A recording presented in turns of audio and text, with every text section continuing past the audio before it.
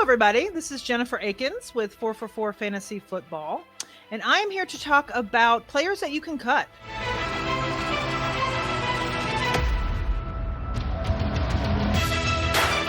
Players that are dead weight on your bench, players that are busting, are going to bust, will bust, whatever you want to call it. Players that you can let go ahead of week 4 of the fantasy football season. Before we get into that, though, I do want to remind everybody to subscribe to the 4for4 YouTube channel and to like this video if you enjoy the content. Also, I will say before I get going, we do have a really good promotion running through Saturday, September 30th. If you are not a 4for4 subscriber yet, you have access to DFS, pro, betting, any kind of subscription for 25% off.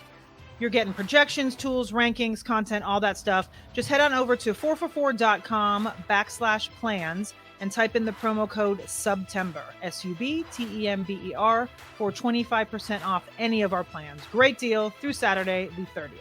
All right, let's get into it. First guy I'm going to talk about is quarterback Russell Wilson for the Denver Broncos.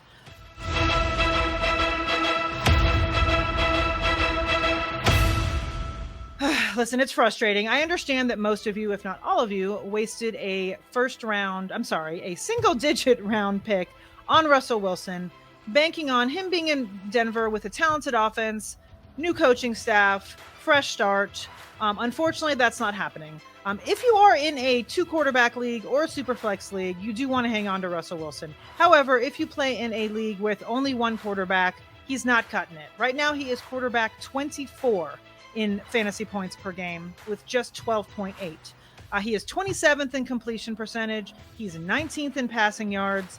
Not playing well. I understand it's only been 3 games, but he has been similarly bad in all 3 of those games. Poor accuracy, lots of scrambling, lots of checkdowns. He's just not serving your roster the way he should be.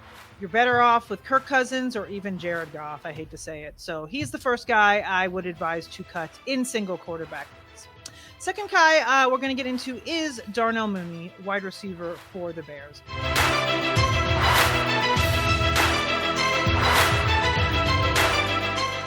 I, along with everyone else, was excited about Darnell Mooney coming into the season. Listen, he was on an exciting new offense. No more Matt Nagy. He was the wide receiver 1 clearly heading into the season. He experienced a mini breakout last year. Exciting. Womp womp. Not happening. Chicago has thrown a league low 45 passes through 3 games. That's right, 45 passes through 3 games. That is 110 fewer passes than Joe Flacco has thrown for the Jets.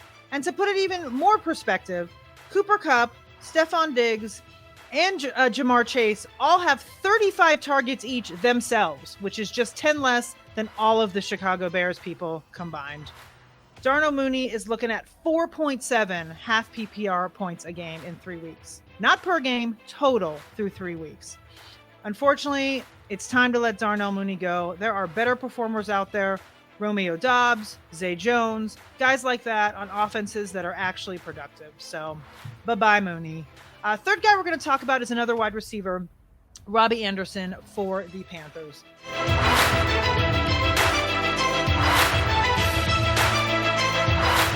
As fans, we all love big plays. As fantasy managers, we all love big plays, big spikes in points. However, Robbie Anderson is super unpredictable, as is the entire Carolina offense. He has 148 yards and 1 touchdown so far. Sadly, over half of those yards and that touchdown came on 1 play in week 1. Baker Mayfield is not playing very well at all. And even if he does improve as the season goes, which he could, it's going to benefit DJ Moore and Christian McCaffrey more. Robbie Anderson is just not a guy that you want, and he's a guy that's going to mess with your head every single week as far as starters sit. Let him go and be somebody else's problem. Fourth guy we're going to talk about is running back, Rex Burkhead for the Houston Texans.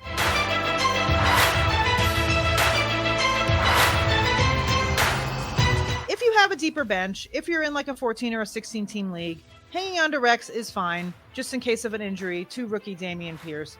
But as we can all see, it is Dameon Pierce's backfield in Houston right now. Pierce has 58 touches to Rex's 28. And 22 of those came in week 1 for Rex. Texans have not scored more than 20 points in a game.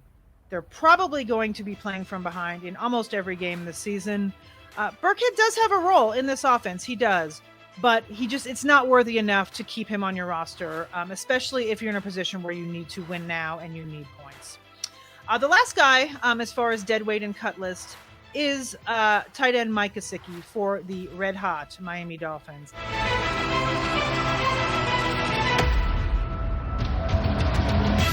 I know tight end is very gross in 2022. It's always gross. This year is no different. But Mike Gesicki has been horrendous for fantasy purposes. He has a 5.8% team target share right now, which puts him 42nd among tight ends. 42nd in team target share. That is brutal. Miami is, like I said, red hot, white hot, whatever you want to say. They are rolling on offense, and he is not a part of their plan. I would seek out somebody else, like a Tyler Conklin, Hayden Hurst, Robert Tonyan. Any one of those guys are probably going to serve you better than Mike Gesicki moving forward. I will say, I meant to say this at the start and I kind of forgot, so I'll throw it in now. I do write a weekly report, the dead weight report on 4for4. Every Tuesday morning it drops, which are players like this that you should cut. Not everybody on this made the list. I added a few extra for the video, and then there's some on that are not in this video. So be sure, if you are interested in looking for players to drop every week, to check that out every Tuesday morning. Once again, make sure to subscribe to the 4for4 YouTube channel, like this video if you enjoyed the content.